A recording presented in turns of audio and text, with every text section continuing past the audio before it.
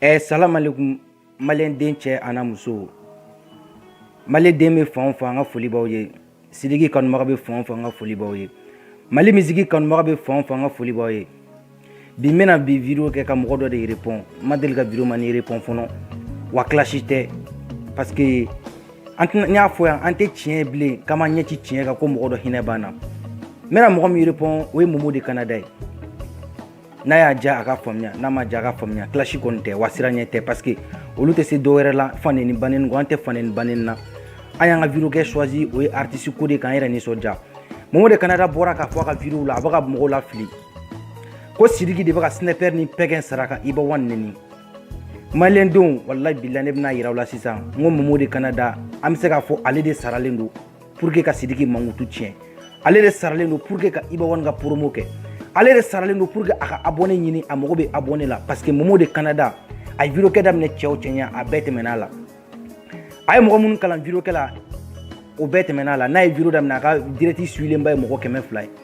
ale ye mɔgɔ minnu kalan vidéo la n'o ye général ye ne ka général n'o ye Chigo ye Chigo nin bɛ 2000 kɛ Chigo nin bɛ 3000 vues kɛ Chigo yɛrɛ ka vidéo dɔw bɛ yen o ka ca ni 1 million de vues ye Momo de Canada tɛ dɔ wɛrɛ la mɔgɔ faneni mɔgɔ baneni a ye bɛɛ buruja a y'a sen don Malika famille kɛlɛ la o ma diya la k'a sen don président ko kɛlɛ la o ma diya la k'a sen don PD ko kɛlɛ la o ma diya la a ka jama bɛɛ taara tellement les gars il n'est pas verdict quoi a tɛ tiɲɛ kan a bɛ dénonciation dɔrɔn de kɛ mɔgɔw burujali mɔgɔ faneni baneni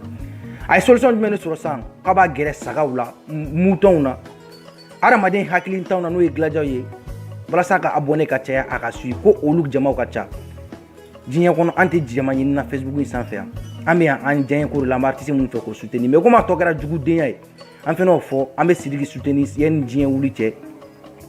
an tɛ mɔgɔ fan neni an tɛ mɔgɔ ba neni an tɛ mɔgɔ si ka dukɔnɔmɔgɔ neni dalu contre dalu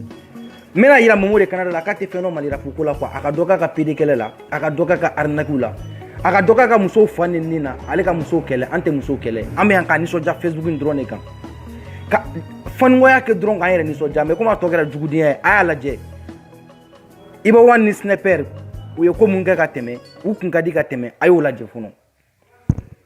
Ouais, mɔgɔ ɲuman jɔ ye. Iba One mɔgɔ ɲuman don. Merci o kelen don. C'est très bien wala. Awɔ o diyara n ye. N bɔra yan fɛ ka na fɔ sinon Iba One tɛna gɔn. Kɛlɛ Sanke e ke e.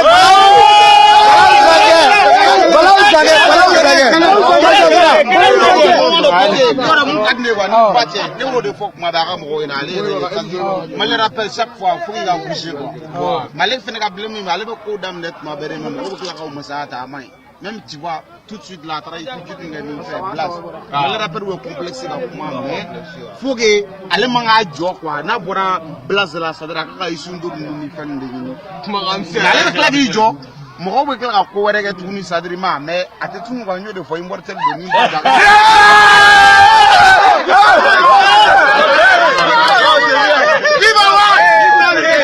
Voilà, jama, aw yɛrɛ bɔra ka Snapper ni Iba ka kuma lamɛn est-ce que ni wagati la aw ye Sidiki ka mɔgɔ dɔ ye ka bɔ k'i plaigner ko Iba One bɛ ka Snapper sara ka Sidiki buruja est-ce que Sidiki bɔra k'i plaigner ko Iba One bɛ ka Sidiki sara Snapper sara ka Sidiki buruja non parce que Sidiki c'est quelqu'un a bɛ hadamaden dɛmɛ trop quoi wa a mago tɛ nin ko nin na parce que ale ka vision tɛ Mali ye ni wagati y'a sɔrɔ Sidiki ni Snapper ka di Snapper ni Iba ka di Snapper gɛrɛla Iba la a ma foyi kɛ Sidiki la a ma digi Sidiki la a ma digi Sidiki kanubaga la mais mun de la ni Sidiki ni Snapper fɛnɛ ka di o bɛ digi aw la ko Sidiki ye Snapper bila non Sidiki tɛ se ka Snapper bila ka foyi kɛ Snapper ye artiste de Snapper donna dɔnkilida la Sidiki ɲɛ Snapper donna Mali musique ko la Sidiki ɲɛ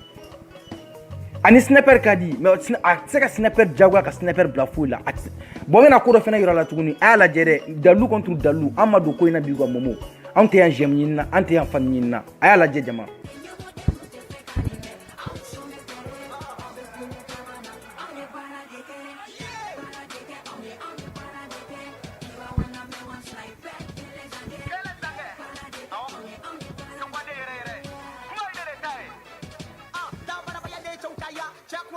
bon ça c'était en 2013 Snapper featuring Iba One et Sidiki Diabaté u ye Talbi dɔgɔya Snapper yɛrɛ Mobjek faw neni na Mobjek ma bɔ k'a fɔ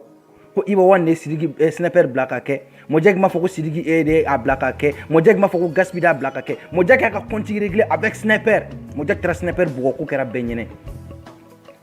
Mali la c'est-à-dire ka mɔgɔw kɛ victime ye ka hinɛ don mɔgɔw la an tɛ sɔn ma quoi an bɛ nin artiste sugu de fɛ min bɛ baara kɛ comme Sidiki an ka taa dɔrɔn n ko dalu ko de don sa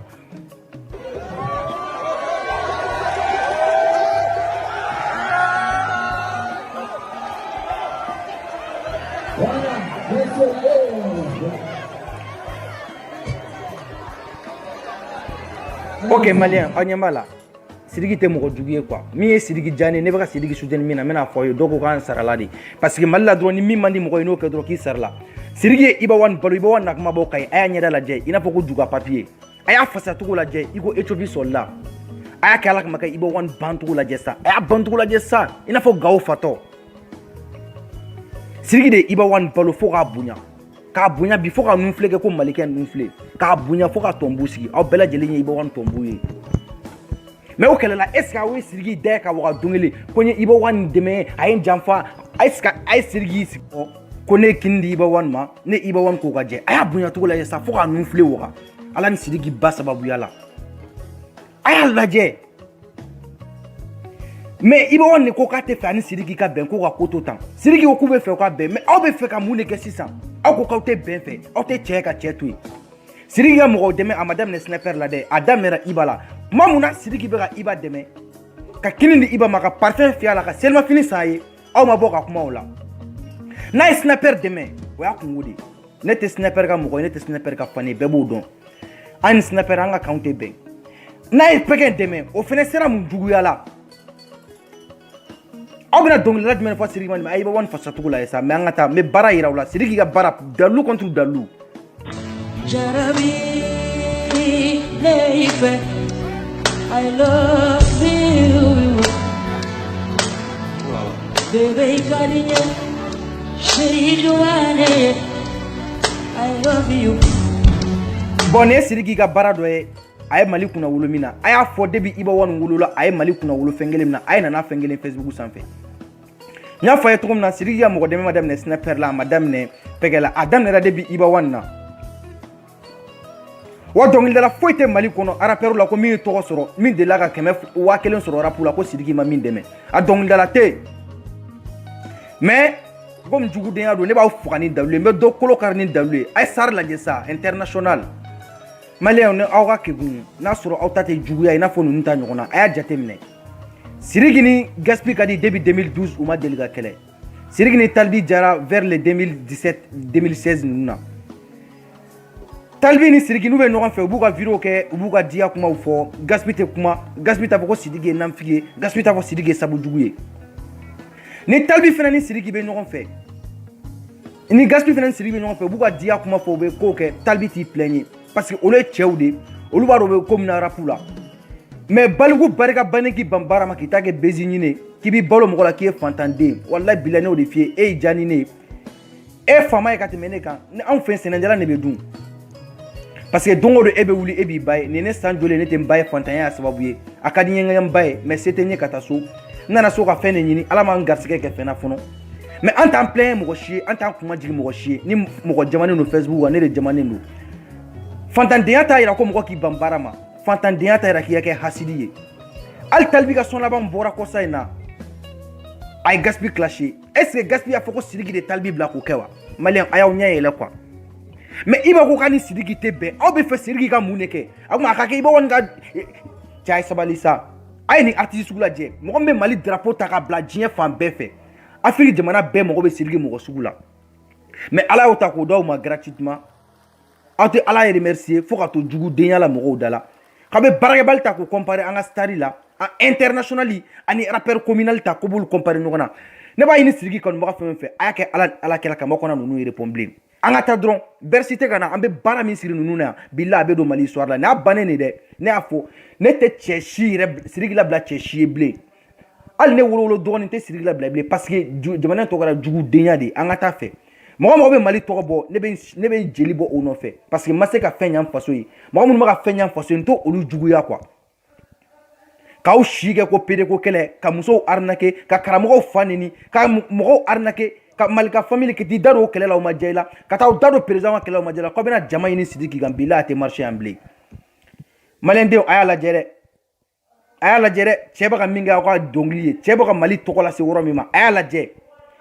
n'a sɔrɔ aw delila ka Sidiki ye fɔlɔ ka mɔgɔ dɔ dɔgɔya a ye nana video kelen k'i sigi ka adamaden dɔ dɔgɔya diɲɛ kɔnɔ mais hali sisan i b'a tun bɛ direct la i b'a rappeur dɔgɔya a tɛ se ka diɲɛ ko foyi kɛ n'a ma mɔgɔw dɔgɔya Sidiki den tɛ snapper a den tɛ pɛgɛ ye min minnu jɔ u b'o de kɛ wa u t'u ni Sidiki ka teriya tiɲɛ salam alaikum aw ni ce.